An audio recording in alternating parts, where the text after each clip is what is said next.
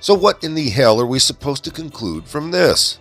According to the New York Post, quote, an IRS agent stopped by the home of Twitter Files journalist Matt Taibbi the same day of his congressional testimony on the weaponization of the government, according to House Judiciary Chairman Jim Jordan, who's demanding an explanation over the oddly timed visit.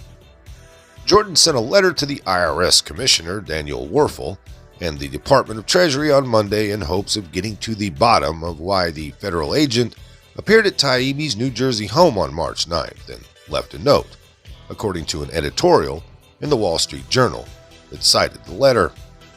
The note reportedly instructed Taibbi to call the IRS 4 days later.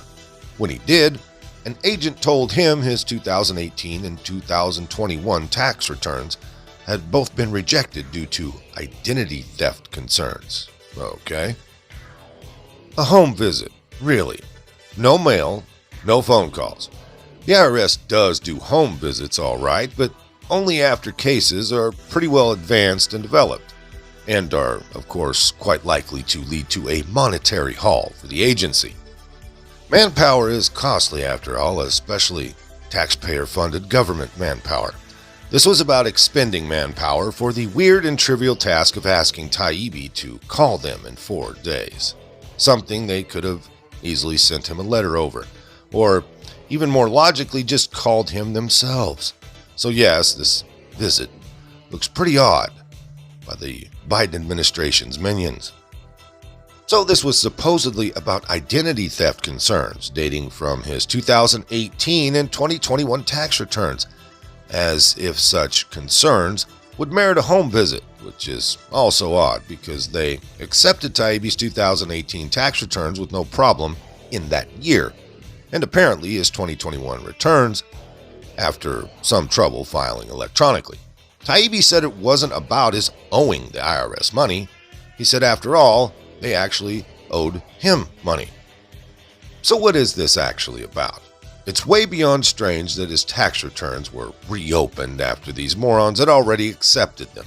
What prompted someone to go back, look at his tax returns in the accepted files for a second time?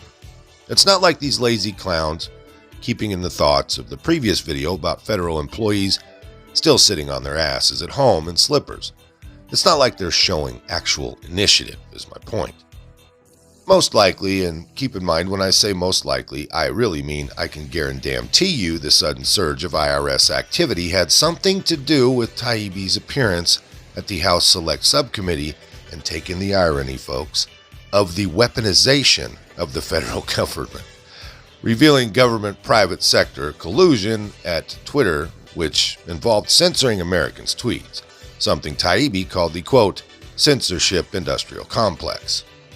It seems to have angered the Democrats, given that Taibbi's research exposed abuses of government power. That's Taibbi's job, though, to check abuses of power through the power of the First Amendment as a member of the Fourth Estate. But no matter. Ordinarily, the government should accept this, because all the government really would have to do is correct their overextended course in the wake of Taibbi's reporting, and they could go on their merry way, right? But someone didn't like that prospect, did they? Some kind of ideology coupled with power was there, and they seemed to have retaliated with intimidation tactics on a flimsy made-up charge against Taibbi. This is how police states work, folks. Oh, sure, they will say it's just a coinkydink that they sent an agent to Taibbi's home, but they'll have to explain themselves better than that. They've already gotten away with Lois Lerner and her shady tactics against the Tea Party groups. They must have more agents just like her in the agency, willing to act on ideological motives to silence government critics. But who are they taking orders from? In the Lerner case, it was likely, actually it was obvious, that it was the White House. And why do they think that they can get away with this against an opposition-led Congress, no less? Now, is this what Joe Biden's $80 billion monster funding of the IRS has brought us? Is this what it was really all about? If I recall correctly, a lot of folks speculated that the newly beefed up IRS, far from targeting billionaires as Biden promoted, to win the bill's congressional passage. would use the new cash infusion to target conservatives and other inconvenient peoples. It's beyond scary, the arrogance, the chutzpah that these people possess that threatens free speech and every government critic in America.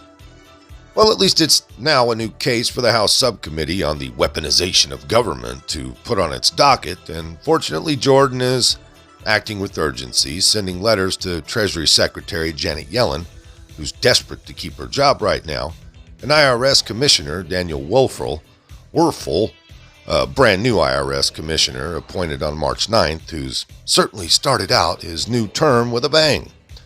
Both are particularly vulnerable as pawns of the Biden administration, as they both have ample reason to be eager to please their boss.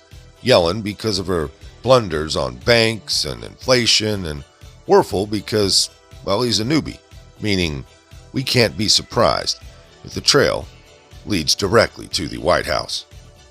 Now here's a clip of Taibbi trying to communicate like a normal, polite adult in a room full of spoiled children, all trying to get their assistant-written one-liners and a headline somewhere. It's quite pathetic and just makes Taibbi look, well, that much more competent. I yield back. I now recognize the ranking member for her 5 minutes. Thank you. Thank you very much, Mr. Chair. Mr. Taibbi, the emails and documents you've produced all date to around 2020. Is that correct? No, there's a significant portion of them from 2017 and 2018 as well. Thank you. And Mr. Schellenberger, what dates do you have? I believe that we had emails including 2022, 2021, 2020. That's also true. 2019. And Mr. Taibbi said 2018. Do you have 2018 as well? I can't remember. Okay, thank you. Mr. Taibbi, how many employees did Twitter employ in approximately the time period of 2020, 2021? Do you know? I don't. Okay, Sorry. it was 7,500. Do you know how many were in its legal team during that time period?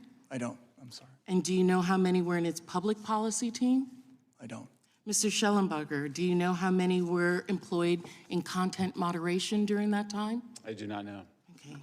So we're looking at thousands of employees overall and hundreds in offices were the focus of emails and documents you released. I will ask you, Mr. Schellenberger, how many emails did Mr. Musk give you access to? I mean, we went through thousands of emails. Did he give you access to all of the emails for the time period in which? Yeah, I never had a single request denied. And not only that, but the amount of files that we were given were so voluminous that there was no way that anybody could have gone through them beforehand. And we never found an instance where there was any evidence that anything had been taken out. Okay, so you would believe that you have probably millions of emails and documents, right? That's correct, would you say? Millions. No, I think the number's sounds less than too that. high. Okay, 100,000? That's probably closer. Probably, yeah. Probably close to 100,000 that both of you are saying. Yet in the Twitter files, Mr. Taibbi, you've produced only 338 of those 100,000 emails. Is that correct? That's correct, yes. And then who gave you access to these emails? Who was the people at Twitter. individual that gave you permission to access the emails? Well, the attribution from my story is sources at Twitter, and that's what I'm going to refer to. Okay. Did Mr. Musk contact you, Mr. Taibbi? Again, the attribution from my story is sources at Twitter. Mr. Schellenberger, did Mr. Musk contact you? Actually, no. I was brought in by my friend Barry Weiss, and so this story, there's been a lot of misinformation. So Mr. Weiss or brought you in. disinformation about Mr. that. Taibbi, Ms. Weiss, thank you. Mr. Taibbi, have you had conversations with Elon Musk? I have. Okay. And Mr. Taibbi, did Mr. Musk place any conditions on the use of the Would the gentlelady yield for a second? as long as my time is not used? Are you trying to get journalists No, to I'm not expose trying to their get, sources? no, I'm not. Well, I that am sure sounds asking, like it. no, well, if you will let me finish. And you had conversations with him, you said you weren't going to agree to who your sources were. I'm not asking you your source. I'm asking you if you had conversations with the owner of Twitter. And did Mr. Musk place any conditions on your use of the emails or documents? No, in fact, I was told explicitly that we were given license to look at present-day Twitter as well as past Twitter. So you had unfiltered access to Twitter's internal communications and systems? Yes. Would those include HR files? No. We did not have access to personal information of any kind. In fact, we signed a waiver Have you produced that waiver to the members of anyone on this committee or any staff? I'd be happy to Have produce you? it. I haven't, but I'd be happy. Have you given all of the access to what you were given by your source to this committee? No, and I would never do that. Okay. I didn't ask if you were given the committee, the individuals, but all of the files? No, you have not? No. So what we're getting is your dissemination, your decision as to what was important and not important in that, correct? Which is true in every news story. In every story. But you have files that you say you are sharing, but those files are just a smaller period of the files. Is that correct? Yes. Yes? Okay, thank you. And the FTC investigation of Twitter, you knew that they were investigating Twitter before the time period that Mr. Musk came on? I was aware of it, yes. And the FTC was concerned with user data being hacked or used? Is that correct, that they didn't have enough checks and balances on that data? Well, I wasn't privy to that part. Have you seen the consent decree? No, I have not. Okay, well, the consent decree is concerned with user data, which would be probably the reason that they were concerned if they're giving files to journalists that potentially data about users as well as data about individuals and employees would be given to them. My understanding So is I that didn't they ask didn't a ask- question. I didn't ask you a question, sir. Okay? So do you know that Elon Musk paid $44 billion for Twitter? Is that correct, Mrs. Schellenberger? Were you aware of that? Yes, I read that. And did you know that he received that part of the funding from Saudi Arabia as well as Qatar? I heard that. And did you know that one of those individuals who owns Binance was the company Binance, while he has Canadian citizenship, he is a Chinese national? Were you aware of that? I did not know that. Okay, and that he stated that that was for the cause. But thank you very much for answering my questions. I yield back. Chair now recognizes the gentlelady from Wyoming for 5 minutes. Will the gentlelady yield for 20 seconds? Yes. I thank the gentlelady for yielding. I just think this is interesting. First, the FTC is asking for your background, and now the ranking member of the Committee on the Weaponization of Government is asking for your sources. If I that never doesn't asked them raise- for their sources. Yes, you I did, did and not we- ask for sources. what? I asked The if they were gentlelady is not- talking the to gentlelady Elon is Musk. not And they recognized. said that they were not talking. Well, you are not going to say I will I've yield asked back. for I will sources. yield back to the Thank gentlelady. you. I thank her for With yielding. Thank respect, you asked me who gave me I asked you who files. gave it to you, and once you said they were your sources, I then asked you if you had spoken with Elon Musk. I did not ask you who those sources were. The For gentlelady the from record. Keep the Wyoming is record correct. recognized, and she will receive an additional 20 seconds. The gentlelady is recognized for 5 minutes of questioning. Thank you, Mr. Chairman. And Most of this came by way of The American Thinker, written by the great Monica Showalter. If you liked it, hit that like button. Subscribe if you haven't. Leave a comment down below. There's a PayPal link in the description box, so please put $1 in the bucket on the way out the door. I'd like to thank everyone for all your donations. They're much needed and much appreciated. Now, with all that being said, we'll see you next time. Come on, move. Move. Easy, easy.